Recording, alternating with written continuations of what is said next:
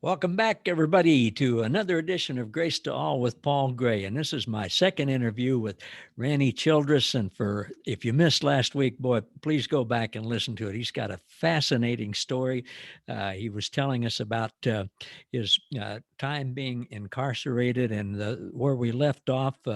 It seemed like a miracle. It would look to me like God's hand was in all of that. You got quickly transferred from maximum security to minimum security, and then when we left, you were in a car and they were taking you to the county jail. And tell us what happened. Welcome back, Randy, and tell us what happened from then on. Well, thank you for having me back, Paul. Well, I remember we left off. I had got approved to go to a county jail to be the cook. This was a shock, and I know I'm in the back seat of a sheriff's car, and there's two big burly deputies up front. They had been sent to pick me up. I'm handcuffed behind my back, and I hadn't been handcuffed behind my back in years because of the security and stuff. And I got to talking to them, and they got to ask me questions, and I got talking to them. We got about halfway back, and they stopped and pulled into a some type of restaurant. I'm not sure. It's one of these got the big buffets. Took cuffs off of me, and we all went in, and they bought me lunch, and we sat around and ate.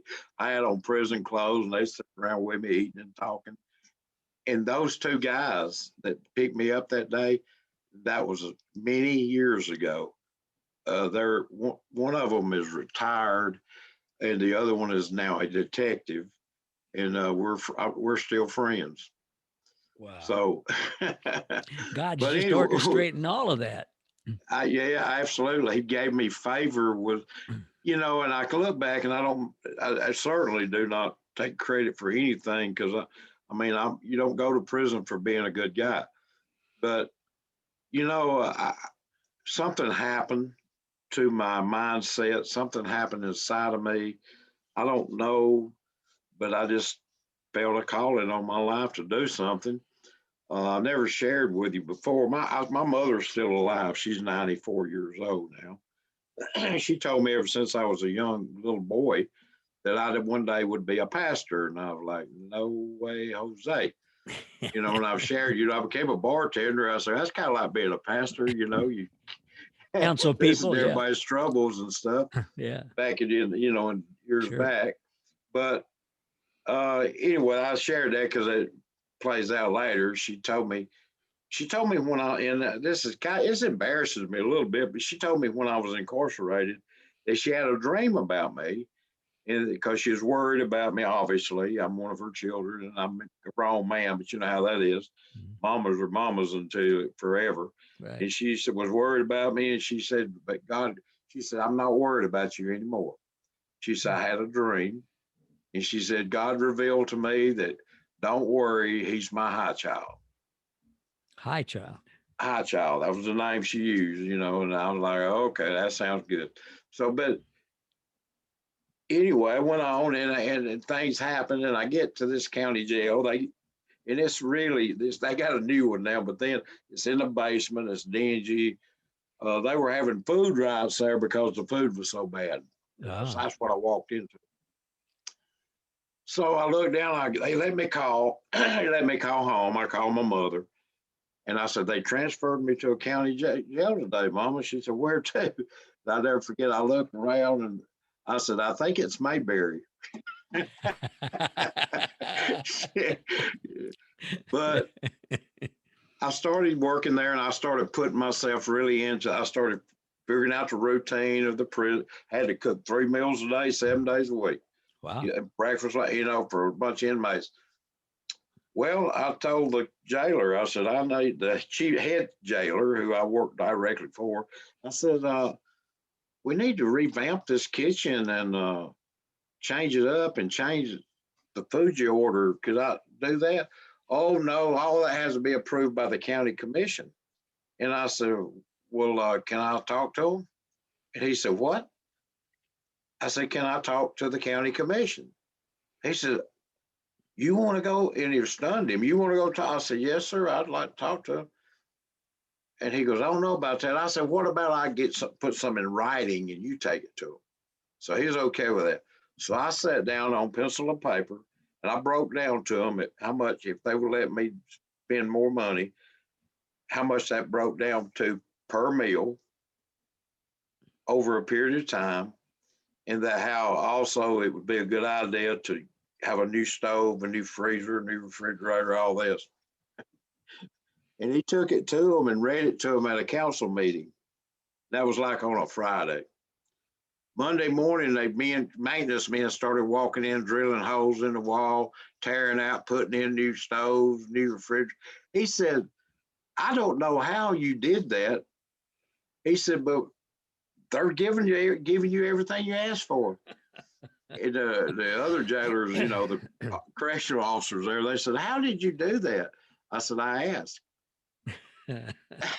But anyway, we revamped the kitchen. The food got better. I contacted a local grocery store.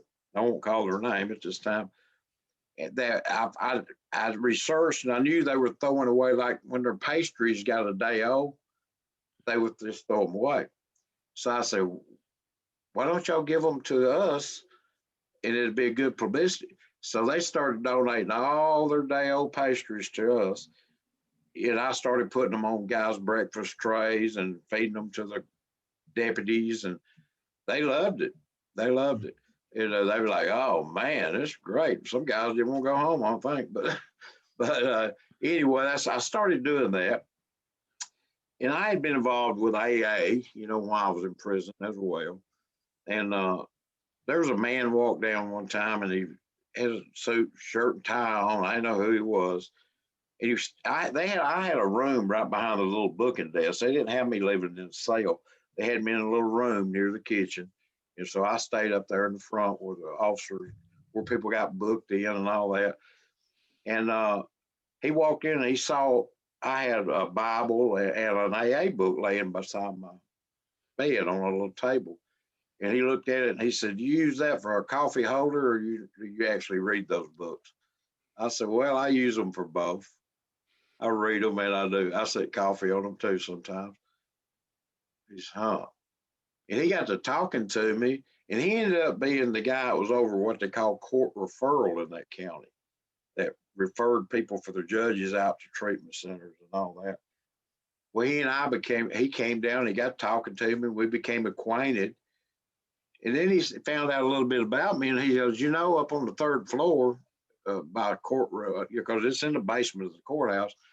He said, I have a group that meets up there every Friday evening that are people that's in trouble with the court system, DUIs, stuff like that. They have them pretty much everywhere in the country now, those type of things. And he got me to come up. He asked me would I come up and speak to them one Friday evening. And I did. If I spoke to them, kind of like a guest speaker type thing. And from that, they asked me would I come do that every Friday evening. And then I started doing that every Friday evening. Then he got permission to take me out to AA meetings with him. And then they went around to little city courts all over the county. And he got permission for me to go to them city courts with him. I put on civilian clothes, and I would go sit and I would help them. I would sign people up for programs, and I just sit over in the corner. And people thought I worked for court referral. They had a color code system where you call in about being drug tested. They got me to be the guy on the recording when people would call in. People didn't know. I'd go up and get on a little phone, and I had information that was valuable. They let me know what colors was coming up, and I never told anybody, but I'd go up and I'd say the color for today is purple, and people call in, they have to go in for drug testing. And they didn't know it was the cook at the county jail that was putting all that on there. He trusted me to do this. Well, one of those meetings I went to, one of those AA meetings I went to, he had taken me out to this town, and he asked the guy that's sitting there, he said, will you take Rannie back home tonight? Says, because, I'm going the opposite direction. The guy said, sure, where do you live? And I said, I live at the county jail. He said, you live at the county jail? You mean right close by there? I said, no, I live in the county jail. And he goes, oh. And so this guy's giving me a ride back to the jail that night. And he runs a little small, at the time, a little small substance abuse program where people went, come to outpatient and all that. He's a social worker guy, a recovering guy, and he was just getting started with his own counseling, and we got to know each other. And he found out, a little bit about me, shook him up a little bit, but we got to know each other through meetings. He offered me a job. And I said, I don't know if I can do that. So he offered me a paying job. And so his office is right across from the courthouse. So they let me do that. And they'd have groups like 3 nights a week. So I would cook on those days, I'd cook like I always did. I'd take a shower and I'd change into a shirt and tie. I had a briefcase and I'd go out of the jail, walk across the street, and I had an office. I'd get a key. I'd go in. I had an office and I ran that outpatient treatment center at night. I had like quote kind of the same thing as a secretary that took care of my paperwork. And I don't even think she knew where I come from. Was there a jailer who'd go over there with you, or they just let you go? No, I just walk over there by myself. Wow. No, they didn't. No. Wow. And one thing about it, when class was over at night, everybody left and I locked up, I'd walk right back up to the jail and walk in, turn myself in, put all my stuff up, change back into my jail clothes. And I did that for 2 years. That is kind of like Mayberry with the guy who would come and let himself in. They trusted me so much. The sheriff got to liking me so much that, another thing, that when I started doing that counseling thing, I was just helping. Well, that guy was connected with the state certification board. And he says, why don't we see about getting you certified? He said, because you got all that experience of that program in prison. And he put me up for certification at the certification board. And I ended up, years later, I became president of that board for like 10 years. But they got people then, some of them's dead now. They looked for a reason not to approve me because they were kind of like scared. We've never approved an inmate before, but they looked in their bylaws and they said, there's nothing in here. All it says is you got to be working in the field. I was working in the field. You got to have so many years experience. I had so many years experience. And they said, you have to go for a oral exam. A deputy took me for my oral exam and sat in the waiting room. I passed that. And then they said, well, he'll never pass the written test. So you have to wait 90 days. 90 days later, they took me down for the written test.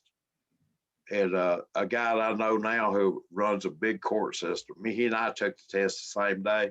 And he used to tell me, he says, I remember that day we took our test and they give you like 4 hours to complete it. Well, I finished it in 45 minutes, got up, put my stuff up, walked out. And he told me, he said, I looked up and didn't know you then. He said, I saw you walk out. And he said, I'll never forget. He said, I thought to myself, either that guy gave up and quit or he's done. If he's done, I'm in trouble. I was like on question 10. But that's just the way I'd always take tests. I just do them fast like that. But I passed. And they sent me a certificate. I'm still certified by that board today, and it's affiliated with NADAC, which is a national organization. And I hung it on the wall in my room in my jail cell, and I ended up being a certified counselor. I'm the only one so far in the state's ever done that. And I don't want any of this to sound like I'm any way glorifying myself. I'm just stating what happened, And I got to know that guy, and well, he gave me my first, when I finally was approved for parole, I stayed there at the jail 2 years and 8 months. And I came up for parole there my 5th time. And jailers went down there for my hearing. They have the hearing at the Capitol at the parole place, and I don't get to go. I had pastors show up. I had a deputy sheriff show up. A whole bunch of people showed up and spoke for me. And they freed me. And I never will forget. They called me on the phone on the way back, and they said, "You're getting out." Well, boy, it gives me chills now. That was something. I went that night.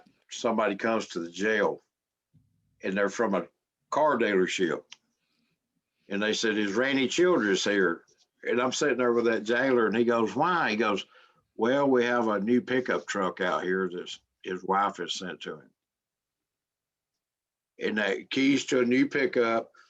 It and it was in the parking lot. So and I'd already went and got my driver's license there at the jail because they told me that was another thing. I went down and took my driver's license test, and I had a deputy sheriff sitting in the back seat and the state trooper over here while I was taking my driving test. They told me when I went to get my license, they said they looked and seen how old I was, and they says, "Has it been over a year since your license expired?" I said, "Yes, sir." "Two?" "Yes." Then he went on. He said, "5?" "Yeah." He says, "You got up to about 6 or 7." He goes, "Where have you been?" I says, "In prison." And all of a sudden, they got kind of serious with me. But I passed the test, got my driver's license. And so me that night when they came, me and the jailer left, one of them. He went out and took it and drove it around town and tried it out. But well, my wife was smart, though. She didn't just outright buy it. She bought it and co-signed and made sure and put my name on it so that when I got out, I'd have to pay for it, make the payments on it. You know what I mean? Sure. And I did. I paid it off. So did you get married while you were incarcerated? Well, that's another thing. We were seeing each other regularly, and she'd come to the jail, and we decided we was gonna get married. But I told her, I said, I will not get married if I'm not outside. You know, I'm not gonna do this jailhouse stuff. Well, when she found out I was going, I found out pretty much that I was getting close to getting out of there. And this is, anyway, I was, they had got to where they were giving me weekend passes. I'd go Really? home. And, yeah, I popped in on my mother one time. Hadn't seen her in 12 years. And I was just standing there. She said, "How did you get here?" And I said, "I rode with her." She loves my wife. They're like tight. Anyway, so amazing. I mean, it's all this stuff. Just, God, it's overwhelming, really. Well, we went to Gatlinburg in Tennessee and got married. And On a weekend pass? yeah, well, they gave me a week. They gave me a vacation.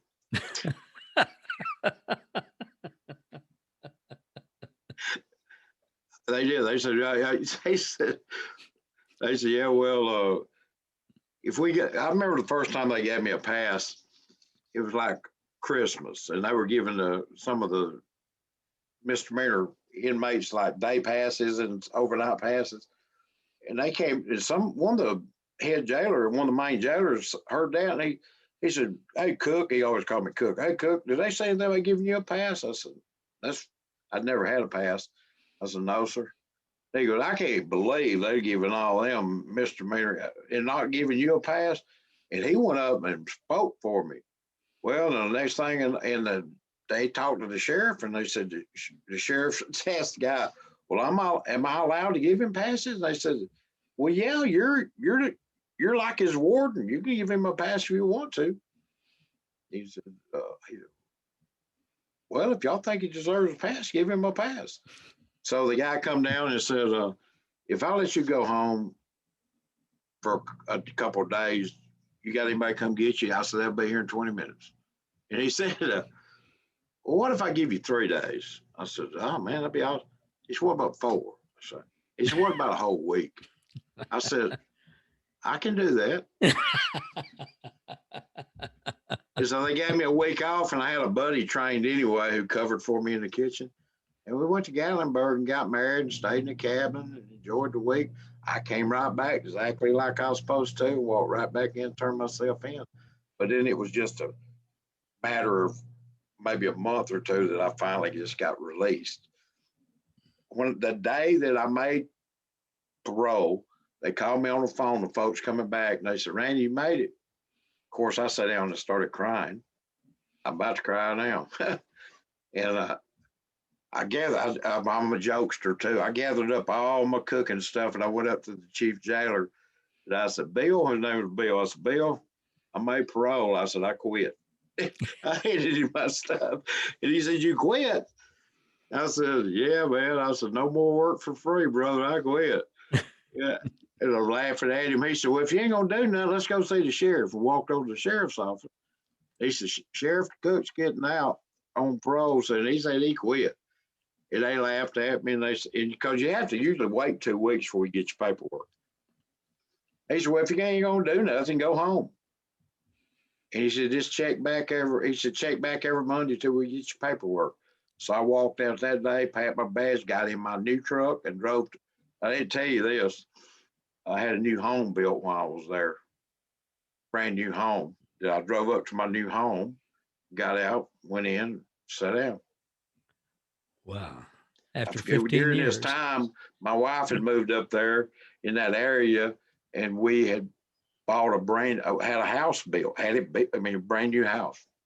And it's one that I was told years before when I was at the maximum security prison. A friend of mine, one of my mentors, named Bob Kennington, he's passed away now. And I always called him Positive Bob because he taught about it always being positive. He was an ex-convict himself and a recovering heroin addict.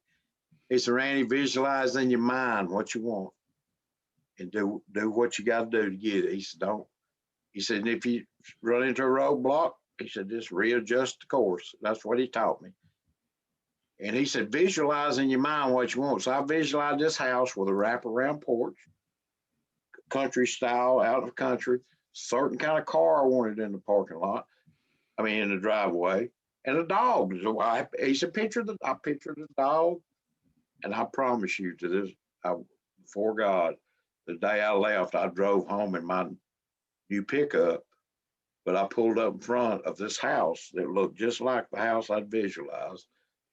And there was a car sitting in the driveway too that I had besides my truck, and it was a Cadillac. And the dog sitting on the porch was a bulldog, just like I'd pictured in my mind when I was in prison. And that's what I stepped into when I left jail that day. And when I went to work for the same guy that was working me part-time, he hired me full-time immediately. So I went straight to the office and went to work. And I had he put me in charge of 2 offices. And as time went, he made me his clinical manager. And then, of course, I ended up working with him off and on over the last 30 years. So one of those offices that you started back to work, was that the same place right across the street from the jail? Yeah. But I moved over to another town. I took over these other 2 offices in 2 other towns. And then as time went on, as years went by, he became very successful in his business. And I ended up being the clinical director over 10 places. And, and then I worked at a place where I was executive director and oversaw the building of a brand new facility, and just so much, even after I got out, that it's still going on, That reminds me of Joseph, and back in the book of Genesis, being in jail and getting out and being put in charge of everything, and then helping all kinds of people. People have brought that to my attention, and I'm older now, and it's not. Earlier, people would try to get me they want me to write a book, and I said no, I don't want to glorify anything any wrongdoings and I'm kind of ashamed to even talk about all that stuff, and then even the good stuff, I find myself not so much now, but in the past, I feel myself kind of being embarrassed about it. You know what I mean? I don't know if you can get that. I didn't want anybody to feel like I'm showing, oh, look at me, that Sure. kind of thing, because it's really, honestly, it is truly humbling to me, the things that have happened in my life and continue to happen. I almost died in 2009 of a heart surgery. Rannie, all of this it's so obvious that it's God doing, and God's hand on you. And with your permission, since we're out of time again, I'm we'll, sorry. no, that's I'm wonderful. old. It takes a while. That's wonderful. We'll close up, and then we'll come back and do another episode that people will see a week later, and we'll tell about then how you've been helping people since then, and what God's continuing to do in your life. But before we do that, tell people again how they can get in touch with you, how they can connect with you. Sure. You can contact our ministry at our website at www.graceministries@rafa, all one word.com, or just contact me through my email at chaplain170@gmail.com. And we'll be glad Perfect. to get back with you. Perfect. And I know people will be contacting with you. So we're going to sign off for now. We'll do the next episode, which people can hear a week later, and hear more about your incredible journey. So thanks again, Rannie. Thank you. Thanks everybody for listening to this edition of Grace to All with Paul Gray. We'll see you next time.